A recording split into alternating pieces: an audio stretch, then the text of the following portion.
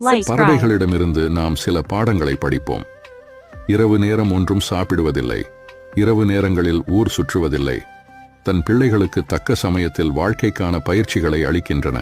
மூக்கு முட்ட உண்ணுவதில்லை, எவ்வளவு தானியங்களை ஈட்டு கொடுத்தாலும் தேவையானவற்றை மட்டும் கொத்திவிட்டு பறந்து செல்கின்றன. போகும்போது எதையும் எடுத்து போவதில்லை, இருள் சூழும்போதே உறங்க துவங்குகின்றன. அதிகாலை ஆனந்தமாய் பாட்டு பாடி எழுகின்றன. தனது ஆகாரத்தை அவை மாற்றுவதில்லை, தனது உடலில் வலு உள்ளவரை உழைக்கின்றன.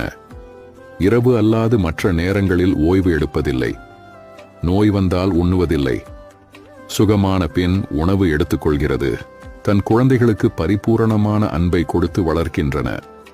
கடுமையான உழைப்பாளிகளாயிருப்பதால் இதயம், கல்லீரல், நுரையீரல் நோய்களால் பாதிக்கப்படுவதில்லை. இயற்கைக்கு எதிராக ஒருபோதும் செயலாற்றுவதில்லை. தனது அத்தியாவசிய தேவைக்கு மட்டும் இயற்கையிலிருந்து பெற்றுக்கொள்கின்றன. தனது கூடு மற்றும் சுற்றுச்சூழல்களை அனுசரணையோடு பாதுகாக்கின்றன.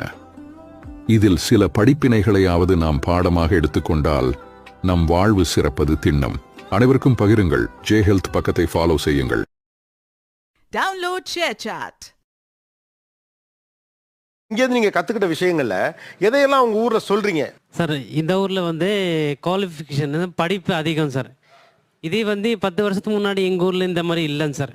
நாங்களாம் இதை பற்றி தான் சொல்லுவோம். தமிழ்நாடு படிப்பு ஜாஸ்தி, நம்மளாம் இன்னும் படிக்கணும். அதுக்கப்புறம் சார் பார்த்தீங்கன்னா எங்கள் ஊரில் லேடிஸ்லாம் அம்மா, தங்காச்சி, சித்தி இதெல்லாம் வேலைக்கு அனுப்ப மாட்டாங்க சார். கௌரவம் குறைஞ்சிருமாங்க சார். வேலை பார்த்தா கௌரவம்லாம் குறையாது. இந்த மாதிரி சொல்லிக்கிட்டு தான் இருக்கிறோங்க சார்.